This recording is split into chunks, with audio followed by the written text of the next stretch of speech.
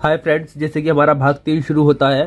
पहला भाग था हमारा संघ एवं उसका राज्य क्षेत्र, और भाग नंबर 2 था हमारा नागरिकता, और भाग नंबर 3 है हमारा मौलिक अधिकार। अब देखते हैं कि मूल अधिकार को नैसर्गिक अधिकार कहा जाता है। क्यों क्यों कहा जाता है मूल अधिकार को नैसर्गिक अधिकार? क्योंकि ये जन्म के बाद ही मिल जाता है। और मूल अधिकार को मैग्ना कार्टा भी कहा जाता है। मूल अधिकार को हम मौलिक भी अधिकार भी कहते हैं, जैसे कि यहाँ पर भी लिखा हुआ है मौलिक अधिकार। ये मौलिक अधिकार इसे क्यों कहा जाता है? क्योंकि यह जो है व्यक्ति के भौतिक, बौद्धिक, नैतिक एवं आध्यात्मिक विकास के लिए आवश्यक है। वह भारतीय संविधान के द्वारा संरक्षित है। संरक्षित कैसे है ये? सीधे हाई कोर्ट से 226 आर्टिकल और सुप्रीम कोर्ट से आर्टिकल 32। अगर हमारे मौलिक अधिकार का हनन होता है तो हम सीधे हाई कोर्ट भी जा सकते हैं और सुप्रीम कोर्ट भी जा सकते हैं। हाई कोर्ट किस आर्टिकल के अकॉर्डिंग जा सकते हैं? आर्टिकल 226 के अकॉर्डिंग, और सुप्रीम कोर्ट आर्टिकल 32 के अकॉर्डिंग जा सकते हैं सीधे। ओके, अब देखने वाली बात यह है कि मौलिक अधिकार जो है वो भारतीयों को भी दिए गए हैं और विदेशियों को भी दिए गए हैं। जबकि भारतीयों को कौन कौन से दिए गए हैं? Article 15, article 16, article 19, article 29, article 30। और भारतीयों और विदेशियों दोनों को कौन कौन से दिए गए हैं? Article 14, article 20, article 21, article 23, article 24, article 25, article 26, article 27, article 28। ये जो अधिकार है, जैसे कि मैंने यहाँ पर लिख रखा है कि 1235 यूएसए के मूल अधिकार। कितने? 1235। तो इसका मतलब क्या है कि 1235 का मतलब क्या है? ये एक ट्रिक है, इसे याद करेंगे, 5-6 बार रिपीट करेंगे तो खुद याद हो जाएगा। 1235 यूएसए के अधिकार, यानी 12 से लेकर 35 तक मूल अधिकार के लिए आर्टिकल्स है। मूल अधिकार के भाग 3 में 12 से 35 तक दिए हुए हैं, और ये सब मूल अधिकार है। और यूएसए के अधिकार, यानी कि ये यूएसए से लिया गया है। ओके, इसे हम याद रखेंगे। 1235 यूएसए के अधिकार, मतलब 12 से 35 तक मूल अधिकार है, और ये यूएसए से लिए गए हैं। जो बुक में तो काफी दिया होता है, जिसे पढ़ना भी मुश्किल होता है, लेकिन हम क्या है, हमें मेन पॉइंट पढ़ना है। मेन पॉइंट का मतलब बिल्कुल गहराई से। बुक में हर चीज, कभी कोई चीज आगे दे रखी होती है, कोई चीज पीछे दे दी जाती है, लेकिन हमें क्या एक कहानी की तरह लाइन से पढ़ना, जो हमारे माइंड में सेटअप हो सके। टीचर का कार्य क्या होता है? हर कोई बुक से भी पढ़ सकता है, लेकिन टीचर का काम है याद कराना। तो हमें एक एक करके याद करना है पूरी कहानी की तरह लाइन से, जिससे कि हमारे माइंड में सेटअप हो सके। ये हम देखते हैं कि मौलिक अधिकार के बारे में। भारतीय संविधान में मौलिक अधिकार, मूल रूप से भारत के संविधान में 7 मौलिक अधिकारों का प्रावधान किया गया था। लेकिन होता क्या कि 44वें संशोधन अधिनियम 1978 के द्वारा मौलिक अधिकारों की सूची से संपत्ति के अधिकार को आर्टिकल 31 के द्वारा हटा दिया गया। वर्तमान में 6 मौलिक अधिकार हैं, जो इस प्रकार नीचे दिए हुए हैं। पहले कितने थे? 7 थे, लेकिन संपत्ति के अधिकार को मौलिक अधिकार से हटाकर इसे वैधानिक अधिकार बना दिया गया। तो अब कितने हैं? 6 बचे। पहला समानता का अधिकार, आर्टिकल 14 से लेकर 18 तक। दूसरा स्वतंत्रता का अधिकार, आर्टिकल 19 से 22 तक। तीसरा शोषण के विरुद्ध अधिकार, 23 से 24। चौथा धर्म की स्वतंत्रता, 25 से 28। पांचवा सांस्कृतिक एवं शैक्षिक अधिकार, 29 से 23। छठा संवैधानिक उपचारों का अधिकार, आर्टिकल 32। ये जो प्रिंटर में ये जो लाइन दिख रही है, ये खराब हो चुकी थी, इसलिए मैंने अलग भी लिख दिए हैं। ओके, हमारी ये ट्रिक है। पूरे मौलिक अधिकार हम ट्रिक के अकॉर्डिंग याद करेंगे, जिससे कि हमें काफी समय तक याद रहे बहुत आसानी के साथ। मैंने ट्रिक बनाई है कि 14 और 18 दोनों समान है। 14-18 समान है, यानी समानता का अधिकार जो है 14 से 18 के बीच होगा। ओके फ्रेंड्स, फिर मैंने ट्रिक बनाई, 1922 में स्वतंत्रता मिली। 1922 ईस्वी में स्वतंत्रता मिली, यानी कि जो स्वतंत्रता का अधिकार है 19 से लेकर 22 तक है आर्टिकल में। 23-24 में शोषण होगा। 23-24 में शोषण होगा, यानी शोषण के विरुद्ध 23 से 24 आर्टिकल्स। 2528 धर्म भारत में है। धर्म से रिलेटेड जो है वो 25 से लेकर 28 तक दिया हुआ है आर्टिकल्स में। 2930 अल्पसंख्यक भारत में है, यानी 29 और 30 दोनों में अल्पसंख्यकों के बारे में दिया हुआ है। और फिर है संवैधानिक उपचार 32 में होगा, यानी कि आर्टिकल 32 जो है वो संवैधानिक उपचार करता है। इसे 5-6 बार रिपीट करोगे, ये ट्रिक आसानी के से जो है हमारे माइंड में सेटअप हो जाएगी, जिससे कि हमें सब ये याद हो जाएगी। अब हम जो है 14 से लेकर 35 तक एक एक करके पूरे आर्टिकल्स को पढ़ते हैं और ध्यान से। ओके, जैसे कि हम देख सकते हैं यहाँ पर लिखा हुआ है कि 1235 यूएसए के अधिकार, यानी कि हम कह सकते हैं कि आर्टिकल 12 से लेकर आर्टिकल 35 तक मौलिक अधिकारों का वर्णन है, जो कि यूएसए से लिए गए हैं मौलिक अधिकार। हम आर्टिकल 12 को देखते हैं। सबसे पहले आर्टिकल 12 में जो है मूल अधिकार की परिभाषा है। ओके, मूल अधिकार की परिभाषा है। अब हम देखते हैं, इसे मैंने अपनी राइटिंग में लिखा है, मतलब अपने शब्दों में लिखा है, जिससे कि बहुत आसानी के साथ मैं इसे समझा सकूं। ओके, आर्टिकल 12 में इसमें राज्य का वर्णन किया गया है। राज्य में संघीय सरकार, राज्य सरकार, स्थानीय शासन व अन्य प्राधिकरण शामिल है। हाई कोर्ट से 226, सुप्रीम कोर्ट से 32 के अंतर्गत एक ऐसी संस्थाएं आती है जो राज्य के अंतर्गत है। ओके, यहाँ पर जो राज्य की बात कही जा रही है वो देश की बात कही जा रही है, और वित्तीय सहायता प्राप्त करती है। मूल अधिकार जो है वो सामान्यतः राज्य के विरुद्ध होते हैं, यानी कि केंद्र सरकार के विरुद्ध, यानी कि केंद्र के यानी संघ के विरुद्ध होते हैं, क्योंकि इन्हें किसी व्यक्ति से छीना नहीं जा सकता। इन अधिकारों को सरकार हमसे छीन नहीं सकती, इसलिए ये जो होते हैं राज्य के विरुद्ध कहलाते हैं। जैसे कि मैं बता चुका हूँ कि हाई कोर्ट से हमारे अगर मौलिक अधिकारों का हनन होता है तो हम हाई कोर्ट भी जा सकते हैं आर्टिकल 226 के अकॉर्डिंग, और हम सुप्रीम कोर्ट भी जा सकते हैं आर्टिकल 32 के अकॉर्डिंग। ओके, कहने का मतलब यह है कि बस इसमें आर्टिकल 12 में मूल अधिकार की परिभाषा है। अब हम देखते हैं कि आर्टिकल 13 को देखेंगे। अब हम देखते हैं कि आर्टिकल 13, फ्रेंड्स ये जो बाकी का जो लिखाई हो रही है ये अलग नोट्स थे मेरे, लेकिन मैंने क्या करा कि किताब की लिखाई किताब की होती है, इसलिए मैंने इन सब आर्टिकल्स को एक एक कर अपनी लैंग्वेज में लिखा, जिससे कि बहुत आसानी से समझ भी सकूं और समझा भी सकूं। ओके, अब हम देखते हैं कि आर्टिकल 12 हम पहले उसकी मूल अधिकार की परिभाषा पढ़ चुके हैं। अब आर्टिकल 13 को देखते हैं। आर्टिकल 13 का एक क्या कहता है कि आर्टिकल 13 का एक कहता है कि यदि किसी संवैधानिक विधि और मूल अधिकारों के मध्य टकराव हो जाए, कोई संवैधानिक विधि है और मूल अधिकार है, इनके बीच अगर टकराव उत्पन्न हो जाता है तो मूल अधिकारों को प्राथमिकता दी जाएगी। ओके, मतलब पहले मूल अधिकारों को प्राथमिकता दी जाएगी। अगर संवैधानिक कोई विधि है, कानून है और मूल अधिकारों के बीच में अगर टकराव होता है तो पहले मूल अधिकारों को प्राथमिकता दी जाएगी, मतलब मूल अधिकारों को मान्यता दी जाएगी। ओके, संविधान लागू होने के पहले यानी पूर्व के सभी जितने भी मामले हैं उनके लिए इनका प्रयोग वैध बना रहता है। वैध, यदि किसी मूल अधिकार में ऐसा संशोधन हो जाए कि कोई संविधान पूर्व विधि से ही माना जाएगा, तो भारत में कोई व्यक्ति स्वयं की इच्छा से मूल अधिकारों को त्याग नहीं कर सकता, लेकिन यूएसए में स्वेच्छा से त्याग कर सकता है। ओके, जैसे कि मैं इसे दोबारा से समझाता हूं, यदि किसी संवैधानिक विधि और मूल अधिकारों के बीच टकराव हो जाता है तो मूल अधिकारों को प्राथमिकता दे दी जाएगी।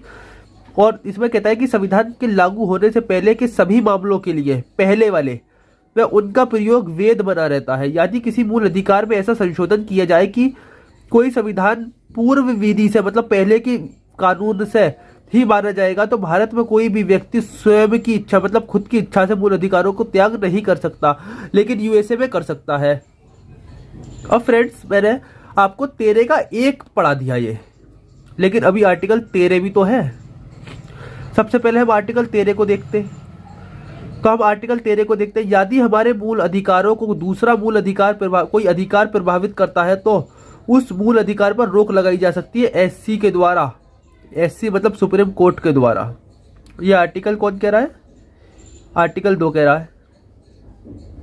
ओके, ये हमारे आर्टिकल 13 के अंदर भी आर्टिकल 13 का 1 है, आर्टिकल 13 का 2 है, आर्टिकल 13 का 3 है, आर्टिकल 13 का 4 है।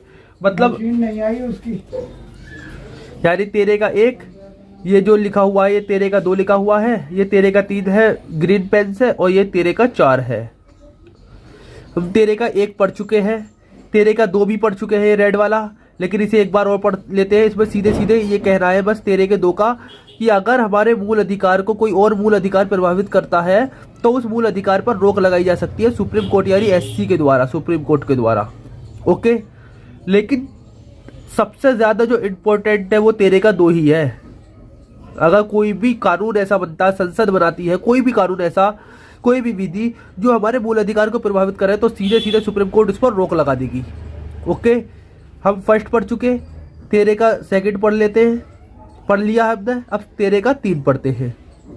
13 का 3 कहता है कि राज्य के द्वारा निर्मित इन विधियों में अध्यादेश, अधिसूचना, नियम, उपनियम, आदेश शामिल है। राज्य के द्वारा यानी देश के द्वारा, यहाँ पर जो संविधान में राज्य वर्ड किया गया है इस्तेमाल, वो देश के लिए किया गया है, संघ के लिए किया गया है।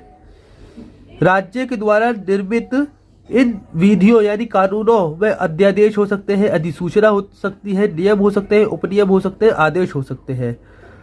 अगर ये जो अध्यादेश, अधिसूचना, नियम, उपनियम, आदेश मूल अधिकार को प्रभावित करते हैं तो इन पर भी रोक लगाई जा सकती है। ओके, अब हम देखते हैं कि आर्टिकल 13 का 1 पढ़ लिया, 13 का अब 2 पढ़ लिया, 13 का 3 पढ़ लिया, अब 13 का 4 पढ़ लेते हैं। ओके,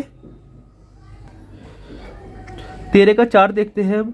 यदि उपबंध 24वें संशोधन, कौन से, ये 24 लिखा हुआ है फ्रेंड्स, यदि उपबंध 24वें संशोधन 1971 के द्वारा जोड़ा गया, ये जो उपबंध है 13 का 4 है वो 24वें संविधान संशोधन 1971 के द्वारा जोड़ा गया है।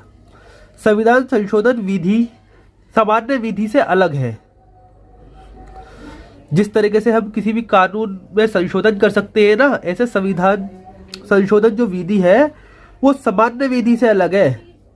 लेकिन गोलकनाथवाद में ये अंतर अस्वीकार कर दिया गया।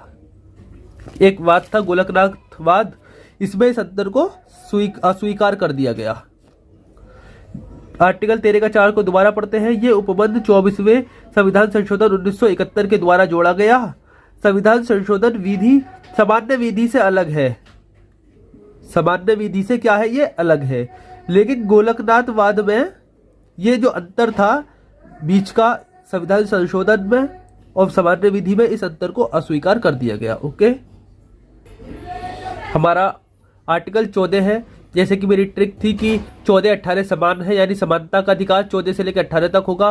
तो आर्टिकल 14 कहता है कि कानून के समक्ष समानता और कानून के समान संरक्षण। क्या कहता है कि आर्टिकल 14 क्या कहता है कि कानून के समक्ष समानता और कानून के समान संरक्षण, यानी यहाँ पर समानता और संरक्षण के बारे में बात करता है। तो हम डिटेल में देखते हैं। आर्टिकल 14 में कहा गया है कि राज्य भारत के क्षेत्र में किसी भी व्यक्ति को कानून के समक्ष समानता या कानून के समान संरक्षण से वंचित नहीं करेगा। तो हम देखते हैं कि सबसे पहले हम यहाँ पर हम देखते हैं कि 2 शब्दों का यूज किया गया है, कानून के समक्ष समानता और कानून के समान संरक्षण। तो हम सबसे पहले देख लेते हैं कि कानून के समक्ष समानता देख लेते हैं। इंग्लैंड की समानता, ये हमारी ट्रिक है, यानी कि जो समानता है वो इंग्लैंड से ली गई है। कानून के सामने सब समान है। कानून के सामने क्या है, सब समान है, यही कानून समानता है। कानून के समक्ष समानता सीधे सीधे शॉर्टकट में कह सकते हैं हम कि कानून के सामने सब समान है। लेकिन होता क्या है कि इसमें राष्ट्रपति और राज्यपाल को नहीं रखा गया है। कानून के सामने समानता में क्या होता है कि राष्ट्रपति और राज्यपाल को नहीं रखा गया इसमें। अब दूसरा वर्ड है हमारा कि कानून के समान संरक्षण। तो हमारी ट्रिक थी अमेरिकी संरक्षण, ये अमेरिका से लिया गया है। समान लोगों के साथ समान व्यवहार तथा असमान लोगों के साथ असमान व्यवहार किया जाता है। इसे सकारात्मक भेदभाव का विचार भी कहा जाता है। ये एक वैधानिक अधिकार है। वैधानिक अधिकार है, ये अधिकार भारतीय एवं विदेशियों दोनों के लिए है। मतलब कानून के सामने सब बराबर होंगे और कानून का जो संरक्षण है वो सबको बराबर मिलेगा। 14 में समानता का अधिकार देता है, कानून के समक्ष समानता और कानून के समान संरक्षण। कहने का मतलब ये है कि कानून के सामने सब बराबर है और कानून का जो संरक्षण मिलेगा वो सबको मिलेगा। ओके, लेकिन जो व्यवस्था ली गई है एक बार और देख लेते हैं। कानून के समक्ष समानता जो है वो इंग्लैंड से ली गई है और जबकि कानून का समान संरक्षण जो है वो अमेरिका से ली गई है। ओके, लेकिन देखने वाली बात यह है कि ये आर्टिकल 14 में ये कह रहा है कि कानून के सामने सब बराबर है। अगर कानून के सामने सब बराबर है तो इसके कुछ अपवाद भी हैं, जैसे कि राष्ट्रपति और राज्यपाल के लिए विधि के समक्ष समानता का सिद्धांत लागू नहीं होता। आर्टिकल 301 के अकॉर्डिंग, आर्टिकल 301 कहता है कि राष्ट्रपति और राज्यपाल के लिए विधि का समक्ष समानता का सिद्धांत लागू नहीं होता। जैसे कि एक तरफ आर्टिकल 14 कह रहा है कि कानून के सामने सब बराबर हैं, विधि के समक्ष समानता, लेकिन यहाँ पर 301 ये भी कह रहा है कि राज्यपाल और राष्ट्रपति के लिए विधि के समक्ष समानता का सिद्धांत लागू नहीं होता। और इसका एक अपवाद दूसरा ये भी है कि वैवाहिक स्तर पर कोई विदेशी राजदूत या दूतों को जो है घरेलू कानून से छूट प्राप्त होती है। विदेशी राजदूत व दूतों को घरेलू कानून से, घरेलू विधि से छूट प्राप्त होती है। हर चीज के अपवाद होते हैं, जैसे कि आर्टिकल 14 के अपवाद आर्टिकल 301 है। ओके, अब इसके बाद में हमारा आर्टिकल 14 हो चुका है। अब इसके बाद में जो है आर्टिकल 15 देखेंगे। आर्टिकल 15 जो मैंने ट्रिक बनाई है, 15 लिंग, 15 लिंग, 15 लिंग मतलब 15 और लिंग से जाति, लिंग, जन्म स्थान के आधार पर सार्वजनिक स्थान पर भेदभाव नहीं किया जाएगा। तो इससे हम करेक्ट कर लेंगे। ओके, तो आर्टिकल 15 कहता है हमारा जाति, लिंग, जन्म स्थान के आधार पर सार्वजनिक स्थान पर भेदभाव नहीं किया जाएगा। मतलब राज्य में किसी भी स्थान पर जाति, लिंग, जन्म स्थान के आधार पर सार्वजनिक स्थान पर जो सरकारी स्थान है यहाँ पर भेदभाव नहीं किया जाएगा। बस इतना ही कहता है ये। ओके, अब हम आर्टिकल 16 को देखते हैं, लेकिन आर्टिकल 16 को हम बाद में देखेंगे क्योंकि आर्टिकल 15 भी अपने आप में कई भागों में टूटा हुआ है। मतलब कि टूटा हुआ क्या है कि इसमें कई भाग हैं आर्टिकल 15 के, जैसे 15 का 1, 15 का 2, 15 का 3, 15 का 4 और 15 का 5 तक फैला हुआ है ये। ओके, ये बुक के अकॉर्डिंग सब लिखे हुए हैं, लेकिन मैंने क्या किया है कि अपनी लैंग्वेज में जो हम आसानी से समझा सकते हैं उस लैंग्वेज में इसे लिखा हुआ है। ओके, आर्टिकल 15 का 1 कहता है, आर्टिकल 15 हम पीछे पढ़ चुके हैं स्लाइड में कि जाति, लिंग, जन्म स्थान के आधार पर किसी के साथ सार्वजनिक स्थान पर भेदभाव नहीं किया जाएगा। लेकिन आर्टिकल 15 में 1, 2, 3, 4, 5 आर्टिकल्स और जोड़े गए हैं। अब इन आर्टिकल्स को देखते हैं। 15 का 1 कहता है कि राज्य के द्वारा नागरिकों के साथ केवल धर्म, प्रजाति, जाति, लिंग, जन्म स्थान या इनमें से किसी भी आधार पर भेदभाव नहीं किया जाएगा। ओके, और 15 का 2 कहता है कि राज्य के द्वारा किसी भी नागरिक के ऊपर धर्म, मूल वंश, जाति, लिंग एवं जन्म स्थान के आधार पर जैसे होटल, सार्वजनिक मनोरंजन का स्थान, दुकान, कुएं, तालाब, घाट, सड़क जो सार्वजनिक उपयोग के लिए है उससे नहीं रोका जा सकता। जैसे कि आप देख रहे हैं कि 15 का 1, 15 के 2 में वही चीजें दी रखी है। ज्यादातर जाति, लिंग, जन्म स्थान, मूल वंश, धर्म के आधार पर भेदभाव नहीं किया जाएगा। अब हम 15 का 3 को देख लेते हैं। राज्य के द्वारा महिलाओं एवं बच्चों के उत्थान के लिए विशेष प्रावधान समानता का अधिकार का उल्लंघन नहीं है। कहने का मतलब यह है कि समानता का जो अधिकार है वो ये कहता है कि सब बराबर है, लेकिन महिलाओं और बच्चों को उत्थान के लिए अगर कोई विशेष प्रावधान कर दिया जाता है तो समानता के अधिकार का उल्लंघन नहीं है। ओके, अब हम 15 का 4 देखेंगे। आर्टिकल 15 का 4 क्या कहता है? आर्टिकल 15 का 4 कहता है कि राज्य के द्वारा सामाजिक एवं शैक्षिक रूप से पिछड़े वर्गों के लोगों के लिए अनुसूचित जातियों के उत्थान के लिए उपाय समानता के अधिकारों का उल्लंघन नहीं माना जाएगा। इसका मतलब यह है कि ये जो हम अनुसूचित जाति को जो आरक्षण है वो जो है वो समानता के अधिकार का उल्लंघन नहीं है। ये भेदभाव तो है लेकिन ये एक सकारात्मक भेदभाव है।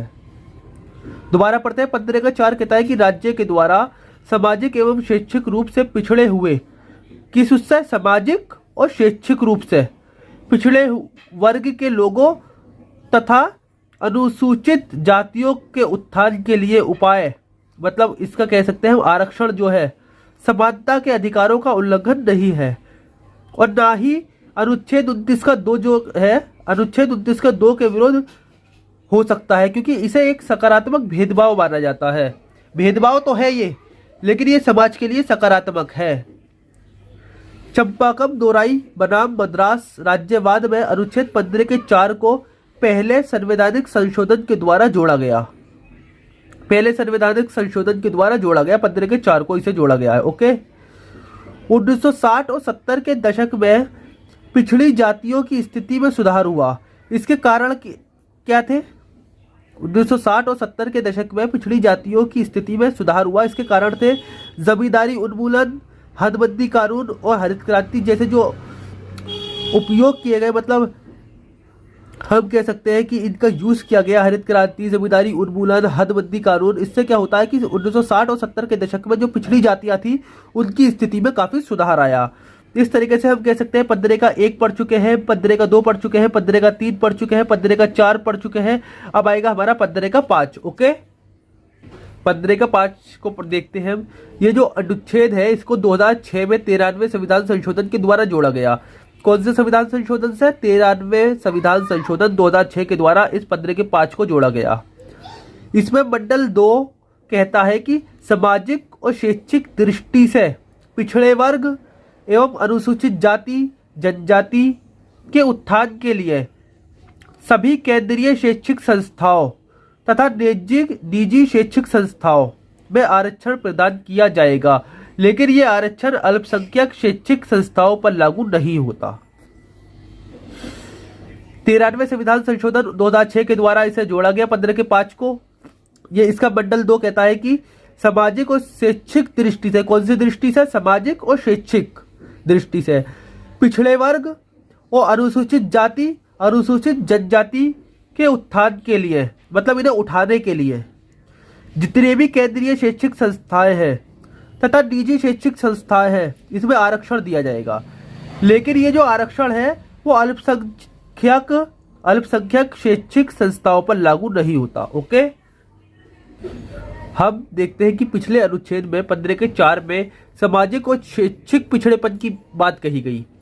अब इसकी पहचान भी तो जरूरी है कि सामाजिक और शैक्षिक पिछड़ापन है क्या। तो संविधान के अनुच्छेद 340 में यह प्रावधान किया गया कि राष्ट्रपति के द्वारा सामाजिक और शैक्षिक रूप से पिछड़े वर्ग और उनकी पहचान के लिए एक आयोग की स्थापना की जाएगी। मतलब राष्ट्रपति एक आयोग बनाएगा जो शैक्षिक और पिछड़ेपन के वर्ग की पहचान करेगा। 1953 ईस्वी में कांग्रेस के द्वारा काका कालेलकर समिति का आयोग किया गया। 1953 ईस्वी में कांग्रेस के द्वारा काका कालेलकर समिति या आयोग का गठन किया गया। 1978 ईस्वी में जनता पार्टी के द्वारा विद्येश्वरी प्रसाद मंडल की अध्यक्षता में मंडल आयोग का गठन किया गया। मंडल आयोग ने भारत में जाति और वर्ग को एक दूसरे से पर्याय मानते हुए पिछड़े वर्ग में पिछड़ी जातियों को शामिल किया। पिछड़ी जातियों की पहचान के लिए उसने 3 मानकों को प्रयोग किया। किसने? मंडल आयोग ने। सामाजिक, शैक्षिक व आर्थिक। इस आधार पर उन्होंने 3743 कितनी 3743 जातियों को पिछड़ी जाति की श्रेणी में सम्मानित किया। किसने किया? मंडल आयोग ने। अनुच्छेद 15 ये नागरिकों के लिए है, विदेशियों के लिए नहीं है। ये जो आर्टिकल 15 के जितने भी अधिकार हमने पढ़े ये जो है वो भारत के नागरिकों के लिए, विदेशियों के लिए नहीं है। इस मौलिक अधिकार में अनेक प्रतिबंधों का भी प्रावधान है। ओके, आर्टिकल 12 हो गया, 13 हो गया, 14 हो गया, 15 हो गया, और अब आएगा हमारा आर्टिकल 16। आर्टिकल 16 की ट्रिक क्या है हमारी? 16 लोक, खाली 5-6 बार रिपीट करो, याद हो जाएगा। 16 लोक यानी 16 आर्टिकल 16 लोक यानी लोक नियोजन। ओके, तो जिस तरीके से हम देख सकते हैं कि 16 में भी क्या कहा गया है कि 16 का 1, 16 का 2, 16 का 3, 16 का 4 और 16 का 5, इसमें भी आर्टिकल के अंदर भी आर्टिकल जुड़े हुए हैं। तो हम एक एक करके पढ़ते हैं। आर्टिकल 16 है लोक नियोजन। आर्टिकल 16 का 1 कहता है कि सभी नागरिकों को राज्य के अधीन, मतलब राज्य के अंदर नियुक्ति एवं रोजगार के अवसर की समानता होगी। मतलब नौकरी और रोजगार की जो अवसर है उसकी समानता होगी, मतलब सबको बराबर होगा। ओके। आर्टिकल 16 का 2 कहता है कि राज्य के अधीन नियुक्ति यानी जॉब, नियुक्ति एवं रोजगार में किसी भी व्यक्ति के साथ जाति, धर्म, मूलवंश, लिंग, जन्म स्थान, उद्भव व निवास के आधार पर किसी भी प्रकार का भेदभाव नहीं किया जाएगा। ओके। आर्टिकल 16 का 3 कहता है कि संसद के द्वारा ऐसी विधि का निर्माण किया जा सकता है जिसके द्वारा संघ अथवा राज्य, संघ या राज्य मतलब देश, बदलो इसे, सरकार की सेवाओं को प्रदान करने में स्थानीय निवासियों को प्राथमिकता दी जाए। हिमाचल व अरुणाचल के लिए ऐसा प्रावधान किया गया। 16 का 3 कहता है कि संसद के द्वारा एक ऐसी विधि का निर्माण किया जा सकता है जिसके द्वारा संघ या राज्य सरकार की सेवाओं को प्रदान करने में स्थानीय निवासियों को प्राथमिकता दी जाए। हिमाचल व अरुणाचल के लिए ऐसा प्रावधान किया गया। कहने का मतलब यह है, ऐसा कोई राज्य है जो अपने निवासियों को जॉब में प्राथमिकता दे। जैसे कि हिमाचल प्रदेश है, ये हम इसे ले लेते हैं, हिमाचल प्रदेश है। अगर कोई वैकेंसी निकलती है हिमाचल में तो पूरे भारत के लोग भर सकते हैं उस वैकेंसी में, लेकिन ये ऐसा कर सकता है कि पहले जो प्राथमिकता दे अपने हिमाचल प्रदेश के लोगों को दे। ओके। ये आर्टिकल 16 का 3 कहता है। अब 16 का 4 देख लेते हैं। 16 का 4 कहता है कि नागरिकों को किन्हीं पिछड़े वर्ग को राज्य के अंतर्गत नियुक्ति और रोजगार का आरक्षण प्रदान किया जाएगा यदि इन वर्गों का प्रतिनिधित्व सेवाओं में अपर्याप्त हो। अपर्याप्त क्या? अपर्याप्त भी तो है, जनसंख्या की प्रतिशतता के आधार पर अपर्याप्त को जोड़ा गया। ये जो अपर्याप्त शब्द है इसका मतलब है कि जनसंख्या की प्रतिशतता के आधार पर अपर्याप्त। ओके। अब इसे हम दोबारा से पढ़ते हैं। 16 का 4 कह रहा है कि नागरिकों के किन्हीं पिछड़े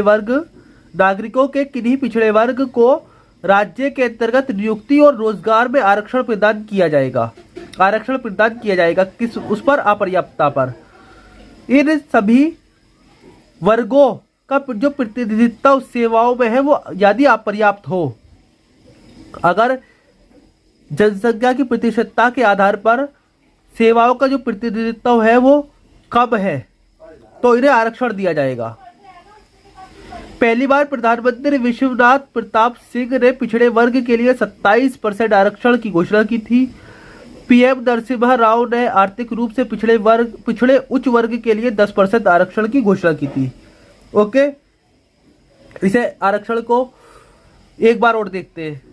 अनुच्छेद 16 का 4 कहता है कि नागरिकों के किन्हीं पिछड़े वर्ग को राज्य के अंतर्गत नियुक्ति एवं रोजगार में आरक्षण दिया जाएगा, लेकिन आरक्षण किसे दिया जाएगा?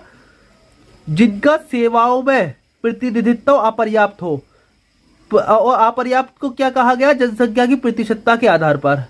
तो पहली बार प्रधानमंत्री विश्वनाथ प्रताप सिंह ने 27% आरक्षण की घोषणा की और पीएम नरसिम्हा राव ने आर्थिक रूप से पिछड़े उच्च वर्ग के लिए 10% आरक्षण की घोषणा की। यह हमारा 16 का 4 हो गया। अब 16 का 5 देख लेते हैं। 16 का 5 कहता है कि किसी भी धार्मिक संस्था के द्वारा अपने संस्थानों की नियुक्ति में अपने धर्म से जुड़े हुए लोगों को प्राथमिकता दी जाएगी। अगर कोई धार्मिक संस्थान है और वो अपने संस्थान में नियुक्ति निकालता है तो अपने धर्म से जुड़े हुए लोगों को प्राथमिकता दे सकता है। जैसे कोई माना कि कोई मुस्लिम धार्मिक संस्था है, अल्पसंख्यक है, एक तरीके से देख सकते हैं हम। कोई मुस्लिम धार्मिक संस्था है, वो अपने संस्थान में नियुक्ति निकालती है तो मुस्लिम धर्म के लोगों को प्राथमिकता दे सकती है। ये आर्टिकल 16 का 5 कहता है। ओके। आर्टिकल 17 क्या कहता है कि अस्पृश्यता का अंत। आर्टिकल 17 कहता है अस्पृश्यता का अंत। इसके अंतर्गत अस्पृश्यता यानी छुआछूत का प्रतिबंधित किया गया है। छुआछूत को प्रतिबंधित किया गया है, लेकिन संविधान में अस्पृश्यता को परिभाषित नहीं किया गया। अस्पृश्यता निवारण अधिनियम 1955 के अंतर्गत छुआछूत एक दंडनीय अपराध है। अब इस अधिनियम का नाम बदलकर सिविल अधिकार संरक्षण अधिनियम 1976 कर दिया गया है। हम 17 तक पढ़ चुके हैं, हम 18 देखेंगे।